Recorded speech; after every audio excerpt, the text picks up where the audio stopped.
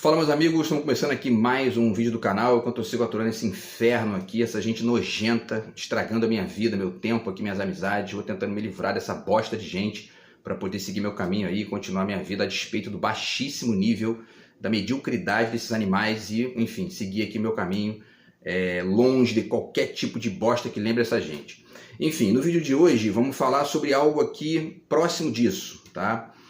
O tema é sobre como os ou seja, psicólogos, psicanalistas, psiquiatras estão se transformando nos novos neomoralistas religiosos do nosso tempo, tá? Então vamos falar um pouquinho sobre isso aí e sobre a forma como essa gente e esses campos, né, enfim, né, de opinião aí sobre a vida estão ganhando espaço, estão ocupando certos espaços que tradicionalmente sempre foram da religião e, enfim, rotulando, categorizando a vida pessoal e ganhando com isso, tá? Vamos falar um pouquinho sobre isso a partir de um vídeo de um psicólogo que faz alguns comentários sobre como, segundo ele, né, o mundo estaria retrocedendo na sua conexão com as telas, né, com celular, internet, etc e tal, tá? E, obviamente, que a partir disso eles passam, por conta de uma certa vocação proto-epistemológica ali, eles passam a classificar tudo que foge do padrão como doença, patológico e etc e tal, e se colocam como as beatas da cura, as beatas da salvação e etc e tal, tá? Então vamos falar um pouquinho sobre isso no vídeo de hoje, a partir de um vídeo aqui desse psicólogo. É uma entrevista, né, que ele dá para o canal DW Brasil, e o nome dele é Cristiano Nabuco, tá? Vamos fazer alguns comentários agora. Eu poderia pegar aqui na internet, nos livros, enfim, tem tem milhares de exemplos que a gente poderia pegar para poder falar dessas mesmas coisas, tá? Mas isso aqui é uma figura exemplar de um comportamento padronizado que a gente tem visto aí cada vez mais nos últimos 100 anos, né? Conforme eles vão ganhando espaço aí, tá? Importante pensar nisso. E aí eu vou fazer essa reflexão a partir de dois focos. O foco da moral, né? O quanto que eles vão ocupando esse espaço moral muito sutilmente e como uma estratégia narrativa de discurso e de construção de enunciados ali que acabam sustentando as próprias teses deles, uma coisa muito de autorreferência, né? E ao mesmo tempo se colocam, como eu falei, como a cura para aquilo que eles mesmos classificam como doença, né? E, enfim, e para além disso, falar também do quanto que eles vão construindo isso do ponto de vista mesmo da narrativa, do discurso e até mesmo de uma tentativa ali de construir, né, essa legitimidade a partir de conexões com a academia, com a universidade, etc e tal, tá? Antes eu deixo para vocês aqui mais uma vez a dica do meu novo livro de poemas, está aqui do outro lado de cá. Quem quiser entrar em contato comigo aí, o zap está na descrição do vídeo e conseguir furar esse bloqueio absurdo que eu sigo vivendo aqui, esses crimes diários que eu sigo sofrendo, a gente conversa a respeito aí, tá? E meu romance está na editora, também estou tentando aqui publicar, a despeito da sabotagem dessa gente, vou tentando fazer aqui o romance seguir minha vida, tá? Então vamos lá, como eu falei, né, é uma entrevista de um psicólogo, vou deixar o link para vocês aí, tá? Tentar atualizar alguns restantes aí também que faltam. Psicólogo vê risco de retrocesso para a humanidade com vício em telas, certo? E aí vale só já um adendo aqui, ou melhor, né, um parêntese importante, né? Vocês vão ver que é interessante também pensar o quanto que a filosofia e a arte, a literatura, enfim, mas a arte de maneira geral, quando ela é utilizada, enfim, né, no sentido de ampliar e de enriquecer o ser humano, estão com perspectivas muito mais avançadas do que essa gente em relação ao que é a própria identidade humana, o que é o próprio ser humano, enfim, o que é a vida, né, das pessoas no sentido privado ali, etc e tal, né? Porque a literatura e a arte e a filosofia jogam num campo de atuação que vai fugindo das categorias, né? Ao contrário dessa galera aí, dessa gente que é o contrário, eles precisam das categorias para existir como pretensos profissionais aptos a trabalhar com aquilo e ao mesmo tempo como pretensos, enfim, curadores da vida alheia, né? É um negócio inacreditavelmente patético e, bom, vamos falar um pouquinho sobre isso aí também, tá? Então vamos direto aqui para a entrevista, né, com o psicólogo, certo? Repito, né, o título do vídeo é Psicólogo vê risco de retrocesso para a humanidade com vício em telas, tá? Então, o nome dele é Cristiano Nabuco, tá? E ele começa falando, tem até um trecho inicial dele assim que ele vai dizendo, né? Esse uso da tecnologia deixou de ser equilibrado, racional, salutar e passou a ser um uso absolutamente desmedido, fazendo então com que esse medo de estar perdendo alguma coisa se tornasse uma, vamos chamar assim, quase que uma doença mundial, né? Então existe toda uma sequência aqui que eu vou tentar descrever para vocês, que é a sequência de, primeiro, você faz a crítica e estabelece quais são os parâmetros de normalidade. Ele diz, né, equilibrado o uso, né, da tecnologia tem que ser, segundo a perspectiva delezinho lá, né, equilibrado, racional, salutar, porém passou a ser, segundo a perspectiva delezinho lá também, absolutamente desmedido, né? Quer dizer, ele tem a medida, os psi têm a medida da vida dos outros, né? De como que as pessoas devem funcionar ali com os seus celulares, com a internet. Olha só que lindo, né? Daqui a pouco eles fazem uma bíblia a respeito disso aí também, com 10 mandamentos, né? Enfim. E com o devido inferno que vai ser o local de castigo eterno para aqueles que não seguirem as normas da virtude dos psi, né? Enfim. E aí depois ele diz, né, depois de dizer o que é equilibrado e o que é desmedido, ele vai dizendo que, ele começa a dizer, ó, e aí nós estamos perdendo, né, enfim, estamos chegando numa lógica que as pessoas estão com medo, né, de perder alguma coisa, essa lógica da informação sistemática, etc e tal, e, enfim, isso aí acaba sendo uma doença, pronto, né, ele aí taxa como doença aquilo que é desviante para poder se colocar como a cura, né, enfim, amém, né. Bom, vamos lá. Então aí depois ele finaliza, né, esse trecho inicial dizendo que o sonho da tecnologia equilibrada e bem balanceada no nosso dia a dia, ele não foi atingido. Sonho de quem, né?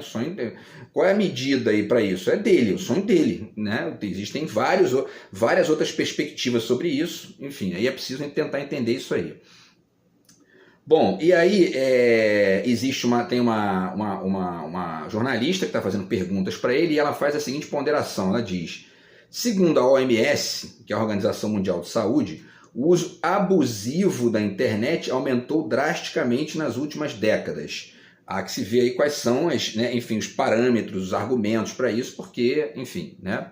Essa ideia de uso abusivo vai depender radicalmente de pessoa para pessoa, de contexto para contexto, de consequência para consequência. Isso é impossível de categorizar, né? A não ser quando você tem uma intençãozinha ali pobre de mercado para ganhar dinheiro com isso, né? E aí ela finaliza dizendo, isso vem associado a vários casos de consequências negativas para a saúde, né? Na opinião de muitos, e aí quando a gente escuta, né, quando a gente reflete sobre as expressões que essa gente usa, isso é muito pedagógico, digamos, né? Isso ensina bastante na opinião de muitos. O que é isso? Que tipo de argumento é esse, né? Esse argumento talvez seja justamente uma chave para entender o absurdo de categorizar isso, né? Porque é a opinião de muitos, né? E aí tem um núcleo de dependências tecnológicas da USP, núcleo de dependência tecnológica, que já inventaram um nomezinho, né, uma espécie de, né, nomenclatura nosopática para poder classificar as pessoas que vivem muito ali em função da tecnologia, etc. e tal. E aí o coordenador é o tal do Cristiano Nabuco. Então ela pergunta o seguinte, né, a jornalista. Segundo uma pesquisa, nós pegamos os nossos celulares cerca de 200 vezes por dia. O número de toques diários no aparelho é em média de 2.600. O que vai ser de nós? O que vai ser de nós? É uma coisa quase religiosa mesmo, né? Uma coisa de... não me parece a postura correta para uma jornalista, né? Aquilo ali enfim, ela está ali quase como uma beata pedindo... Enfim, né, qual é a punição, né, que eu tenho que, enfim, né, quantas Ave Marias, quantos Pai Nosso eu tenho que rezar para poder, né, não ser punida por estar usando o celular 200 vezes por dia e tal, né? E, bom, e para além disso, aqui também essas estatísticas, né, que ela fala em média, né? Me lembra a piada do Ciro Gomes, né? Que ele diz que a estatística é um pouco como você botar a cabeça no freezer, né? no congelador, e a perna no forno e medir a temperatura do estômago. Quer dizer, né? Você fica ali com uma média e, enfim. E essa galerinha psíquica que eles fazem com essas médias que são, né, em grande medida, patéticas. Eles categorizam, enfim, né, a partir da sua própria história e dos seus próprios interesses de sustentar certos comportamentos desviantes ou supostamente excessivos como doença, patológico, etc. e tal, né? A resposta dele é a seguinte, né? Ele começa a fazer uma reflexão, né, dele sugerindo que, abre aspas, é como se a tecnologia servisse como uma bicicleta, nos levando a lugares onde sozinhos a gente não conseguiria. Essa metáfora da bicicleta é curiosa, porque em grande medida, né, quando a gente entende que existe uma complexidade, uma variedade de consequências para o uso de qualquer coisa, né, e os excessos ou não vão depender também das perspectivas de cada um e tudo mais. Quando ele fala da bicicleta, né, o que ele está querendo dizer com isso? Né? Talvez ele esteja querendo dizer que a internet está substituindo a capacidade do conhecimento, né, a capacidade da mente, etc. Talvez seja isso. Enfim, né, ele diz que é como se a tecnologia servisse como uma bicicleta, nos levando a lugares onde sozinho a gente não conseguiria. Isso tem um lado de uma bobagem inacreditável, né? Porque a internet está aí, ela pode ser usada de qualquer forma. Existe uma quantidade gigantesca de informação na internet enriquecedora e também o que é enriquecedor depende também muitas vezes da vida de cada um, no nível pessoal, né? Então, por exemplo, muita gente faz crítica, né? Porque a internet é um negócio que aí tá aí, ó, só tem porcaria. Isso é uma bobagem inacreditável. Eu assisti a obra inteira do Bergman, que é um dos maiores cineastas da história da humanidade aí, na internet. Todos os filmes. Então, 40 e poucos filmes, eu assisti todos na internet. Então, quer dizer, o que é isso? O que significa isso aí, né? E aí eu lembrei, só em relação a essa questão da bicicleta, tem um conto aqui do Cortázar, nesse livro aqui, O Último Round, tá? Que é muito legal. E ele faz, o conto se chama, deixa eu ver aqui, O Tesouro da Juventude, está na página 81, tá? Esse aqui é o tomo 1, tá? Do Último Round. E aí ele faz uma brincadeira, né? Que ele vai dos jatos supersônicos e vai voltando, né? Ou vai, enfim, vai avançando do jato supersônico para os trens e tal, até chegar na bicicleta e no andar a pé, como se fosse uma evolução tecnológica, né? Isso aqui, guardadas as diferenças, porque, né, do ponto de vista literário ele está construindo aqui uma narrativa que a gente pode usar de qualquer forma, né? Mas quando isso é vendido dessa maneira aí, é um proto-moralismo, né? Enfim, é um proto-moralismo, como se usar a bicicleta para ir em tal lugar fosse uma substituição do andar, que seria necessariamente, na visão dele, né, o correto, né? Enfim. Então, são essas bizarrices aí que essa gente vai construindo, essas ideiazinhas toscas de vício e virtude, que não passam de manutenção de um jogo linguístico e narrativo para sustentar espaços de poder e de mercado, né? E aí ele vai falando, né? As redes sociais, apesar de serem a grande cereja do bolo, na verdade, ele diz, né? Ele tem a verdade. Elas propiciaram um desequilíbrio bastante expressivo, fazendo com que esse medo de estar perdendo alguma coisa se tornasse quase que uma doença mundial, né? E aí eu lembro também aqui do governo dos Estados Unidos defendendo que a guerra na Palestina era boa para os Estados Unidos porque sustentava mercado. E é basicamente isso que ele está fazendo aqui. Ele está fazendo uma guerra, ele está participando ali de uma guerra narrativa para construir um caráter patológico, um caráter supostamente patológico, em um comportamento que desvia da norma que ele acha correta, para poder depois se colocar como a cura, a solução e etc. e tal, né? Enfim, é o marketing da guerra, o marketing, e existe também o marketing da loucura. Tem um documentário muito interessante aí na internet, vale a pena, deixo o link para vocês aí, tá dublado em português e tal, chama-se o marketing da loucura, como que essa gente vai construindo essas narrativas para ganhar muito dinheiro com a indústria farmacêutica e também com esses que não são psiquiatras, né, são psicólogos e psicanalistas, mas que também ganham muito dinheiro com isso aí, tá? E ganham dinheiro não apenas com a construção desses rótulos e categorias, mas com a manutenção dessas conexões, né? Porque, invariavelmente, essas nomenclaturas que eles usam acabam colando nas pessoas, e isso vai, inclusive, jogando a pessoa num buraco existencial, daqui a pouco a pessoa acredita que ela é mesmo aquilo ali, entendeu? Porque isso já tem aí isso já ganhou um poder discursivo violento, né? E a gente começa a ficar muitas vezes refém disso, né? E isso a gente tem que ir combatendo com filosofia, com reflexão, né? Para poder, enfim, o mundo de repente um dia se livrar disso aí, tá?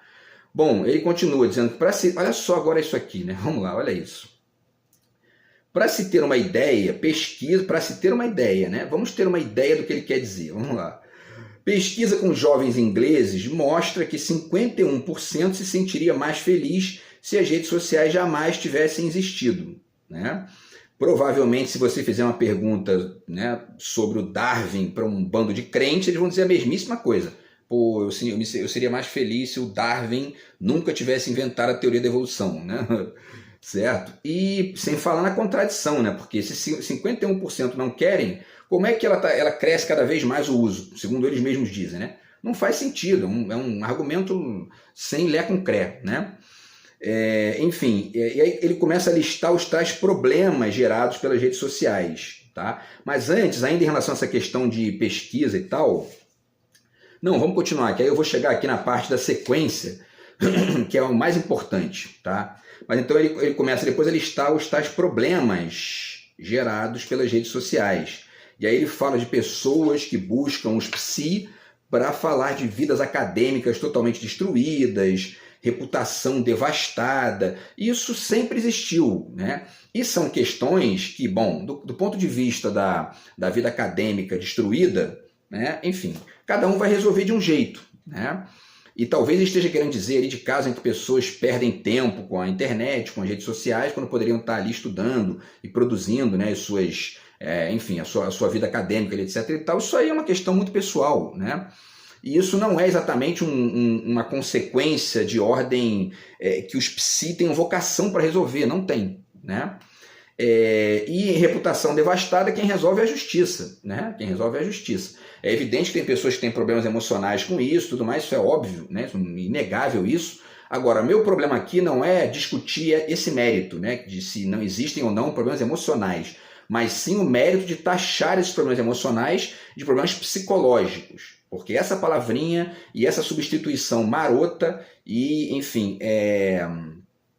marota e ao mesmo tempo cheia ali de nuances, né, de retórica, etc. e tal, ou seja, a substituição da palavra, da expressão problemas emocionais por problemas psicológicos, acaba construindo aos pouquinhos um espaço meio que coercitivo, né, no qual as pessoas começam a ser praticamente obrigadas a procurar um psi quando estão com um problema emocional, quando existem trocentas outras formas de resolver isso, tá? A maioria delas muito melhores, certo? Bom, então ele finaliza essa parte aqui situando que agora seria a hora, segundo ele, né, de desenvolver programas e métodos de conscientização, de prevenção, olha só, hein? Para que os nossos jovens não sofram a médio e longo prazo os efeitos dessa conexão excessiva. É basicamente o discurso de um padreco, né? Basicamente um discurso de um padreco. E aí existe uma sequência, tá, que eu vou descrever para vocês aqui, certo? Para depois passar para os livros. Vamos lá.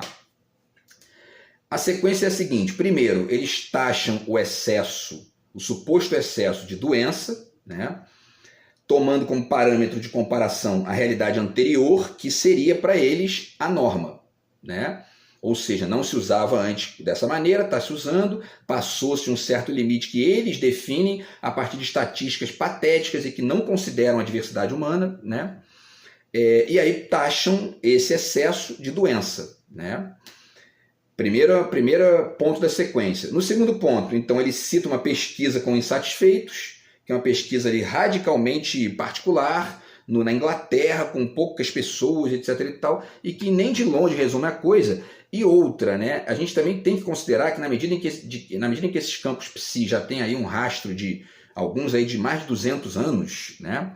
É importante tentar pensar e tentar perceber o quanto que as pessoas ficam muitas vezes poluídas até quase por uma obrigação de conectar o seu comportamento excessivo ou supostamente excessivo com um desses sintagmas, enfim, né, dos psi.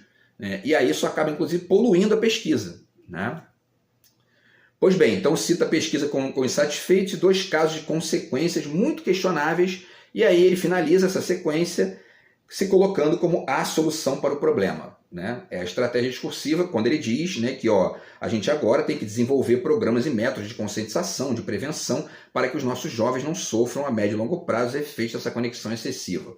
E aí, repito, não significa dizer que não existem efeitos problemáticos, né, tanto no nível ali do cotidiano, da produção de tarefas, das obrigações cotidianas, quanto até do ponto de vista emocional. Minha questão não é essa. A minha questão é questionar justamente esse sequestro desses problemas pelos psi, se colocando como a solução para isso a partir de um viés acadêmico, científico. Né? A mulher fica chamando ele de doutor, né? Enfim. Né?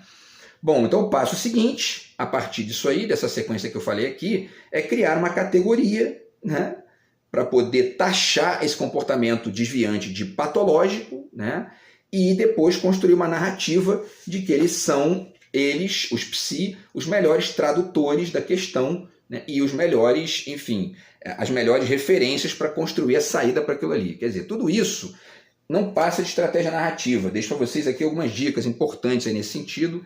As Palavras e as Coisas do Foucault, que dentre outras milhares de coisas aqui ele vai discutir, né, uma certa tendência das ciências humanas e desses campos, né, que trabalham com as humanidades, né, de se apegar às estruturas narrativas da ciência antiga para poder ficar se legitimando no discurso. Tá? O que mais? A Ordem do Discurso do Foucault, que vai nessa mesma direção. Tá? O Elementos de Semiologia do Roland Barthes, no qual ele discute inclusive aqui a questão dos sintagmas icônicos, que é bem isso, né? Quer dizer, o que ele chama aqui são as representações analógicas que ficam se vendendo como a representação única e ideal e, enfim, definitiva sobre a realidade mais ampla. Tá? Isso também acaba agindo como manipulação, né? Tem um padrão de manipulação aí. Aqui nesse livro o Perseu Abramo fala desses padrões de manipulação na grande imprensa, mas dá para pensar também num padrão de manipulação dos psi, né? da narrativa psi, certo? Para construir essas nomenclaturas nosopáticas, digamos assim. Né? Bom, e a Arqueologia do Saber também, do Foucault, ele fala aqui de várias coisas importantes aqui que ajudam a pensar isso aí, tá? Dentre as quais as questões da raridade do acúmulo, né? Quer dizer, essas tentativas aí sistemáticas de construir uma certa solidez para essas categorias muito patéticas e provisórias, é isso, é uma estratégia discursiva para, enfim, a formação das estratégias que ele diz aqui, né? Que eliminar ou minimizar as raridades e exterioridades e sustentar um acúmulo tal que eles acabam se transformando ali em referências para um comportamento que tem ali variedades de perspectiva infinitas. Né? Enfim, é o original e irregular, as contradições, etc. e tal. Tá interessantíssimo esse livro aqui do Foucault para pensar isso aí. Tá? E para finalizar, pessoal, esse trabalho do Edgar Morin, A Cabeça Bem Feita, no qual ele vai falar sobre as diferenças entre o especialista, a disciplina e a multidisciplinaridade, que são justamente, enfim, essas visões mais amplas que essa gente não tem. Não tem, né? Mesmo quando eles acessam a filosofia, a arte, ficam brincando disso, no final das contas estão ali usando isso de maneira muito pobre para poder sustentar todos esses vícios aqui epistemológicos e, enfim, disciplinares, estrito senso, para sustentar a sua própria perspectiva e a sua própria posição como tradutores dos problemas alheios e, enfim, como uma espécie de manual de soluções para o problema que os outros têm. Né? Isso é importante a gente refletir isso aí. Tá? E para finalizar, existe também aqui nessa questão dos livros, né, existe o aspecto moral. Né? Tudo isso é baseado enfim, na eleição, né, de comportamentos que seriam virtudes e outros vícios. Né? Vamos questionar isso aí a partir do Nietzsche, né? E também a partir da percepção do caráter religioso disso. Né? Tá aqui o Livro das Religiões, tá? Do Justin Gardner e do Henry Noether e Victor Heller. tá? Então é interessante fazer esse cotejo aí, né, da linguagem dos psi com a linguagem religiosa para ver o quanto que existe aí de, enfim, de moralismo e de fatalismo, uma série de bostas ali que são muito próximas do discursinho moralista religioso, tá? Enfim, então vamos continuar aqui para a gente finalizar, tá? Ver o que vai dar tempo aqui de falar, porque tem mais umas coisinhas aqui legais. Vamos lá. A partir disso aí, então, ele cria a expressão dessa sequenciazinha aí, né? Ele começa a falar de uma expressão que é dependentes tecnológicos. Pronto, né? Categorizaram e agora, a partir disso, eles começam a ganhar dinheiro em cima, né? E, ao mesmo tempo, aí sustentando uma espécie de areia movediça, né? De reflexão, que as pessoas começam a não conseguir mais sair dessas conexões semânticas, linguísticas, que a maioria esmagadora delas não se sustenta a um exercício mais amplo de comparação, de percepção da diversidade, etc. e tal, tá? E um exercício crítico também das próprias consequências dessa manutenção da verborragia psi, né? Porque, como eu falei aqui, você começa, né, a chamar a pessoa ali de, sei lá, de neurótico, né? Daqui a pouco a pessoa acredita que ela é aquilo mesmo, que aquela palavrinha resume o que ela é e tudo mais, e isso muitas vezes piora a cabeça da pessoa no problema que ela tem ali, que está para além do que os psi possam entender, né?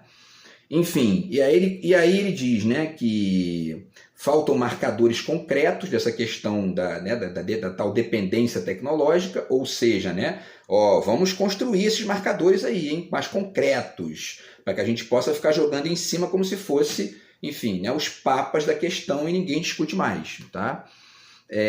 Rotula, né? Vamos rotular, hein? Rotula para a gente ganhar em cima.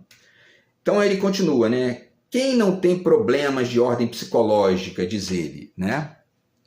Eu diria que ninguém tem problema de ordem psicológica. Os únicos que têm problema de ordem psicológica são os próprios psi, né? Porque eles estão ali o tempo todo buscando ordens psicológicas, diria o Foucault, né? Ordenamentos discursivos psi para poder sustentar ali a sua atuação nesse campo, enfim, e ao mesmo tempo empobrecer o debate e ficar tratando todo mundo como doente, qualquer comportamento desviante é doença, e eles são os padrecos da solução, né? São, enfim, digamos, né, o mestre dos magos da virtude, né? Enfim, né? E aí eles chamam a internet de realidade paralela, né? Que é uma expressão, para mim, idiota a um nível inacreditável, né? É a mesma coisa que imaginar enfim, chegar à conclusão apressada e tosca de que a linguagem é uma realidade paralela, porque as palavras não são as coisas, né? Um negócio inacreditável, né? Bom, ele chama a internet de realidade paralela, um simulacro de mim mesmo, né? Que seria esses avatares, ou enfim, né? essa experiência de virtual e tudo mais, né? Essas imersões, etc. E aí um personagem melhorado, como se isso fosse um problema, né? Criar um personagem, digamos, né? Você, não é nem o caso de criar, de você ampliar ali a sua perspectiva e enfim, né?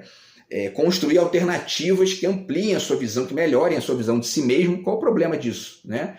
Isso é um problema, eu vou finalizar dizendo isso aqui.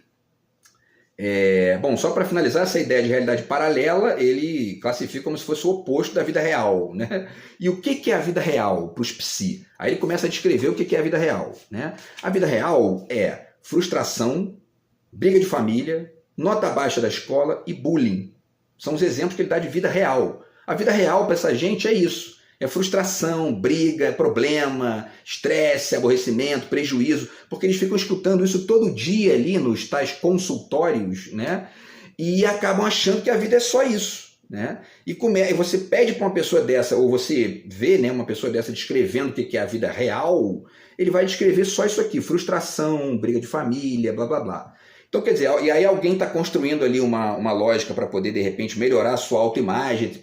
Isso para essa gente é uma coisa que não tem, isso é um problema, né? Porque acaba com todos os, né, os dogmas que eles têm ali sobre a tal vida real, que é a verborragia e o vômito sistemático que a cabecinha deles fica repetindo para eles mesmos, de que, se todo mundo vem aqui dizer problema, é porque a vida é isso aí, né? Então é interessante como isso acaba sendo uma espécie de bolha, né? Uma visão limitada do que é a vida, viciada pelo excesso de contato com o sofrimento alheio. E eu estou aturando isso agora nos últimos anos, essa gentalha nojenta, vomitando bosta todo dia na minha vida nos últimos 10 anos, porque eles vivem disso, eles são isso, né? Eles escutam isso todo dia e muitas vezes eles se vinculam a essas bostas aí para poder, enfim, né, exercitar a própria frustração, etc e tal. Então, quer dizer, e acabam poluindo a vida dos outros com isso aí, tá?